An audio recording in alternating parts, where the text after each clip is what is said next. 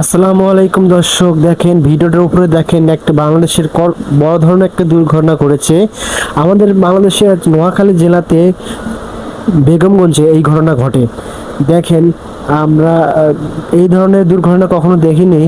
এক ভাই ওমানে ছিল, ওমান থেকে আসার পর 2.5 বছর পর এয়ারপোর্টে তার মা সহপরিবার তার ভাবি সহকারী পরিবার এয়ারপোর্টে যাবে। সেই মুহূর্তে এক হচ্ছে ড্রাইভার, উনি ঘুমন্ত অবস্থায় নিয়ন্ত্রণ হারিয়ে ফেলেছে। হারিয়ে পড়ে খাদে পড়ে যাওয়ার পর একটা বাচ্চা সহকারে অনেক পরিবার 7 জন, একই পরিবারের 7 জন মারা যায়। আসলে এটা অসচেতনার কারণ হচ্ছে ড্রাইভার ওই সময় ঘুম ধরেছে। আমরা একাধিকভাবে যারা ড্রাইভার গাড়ি চালায়, এটাই আসলে মূল দুর্ঘটনার কারণ।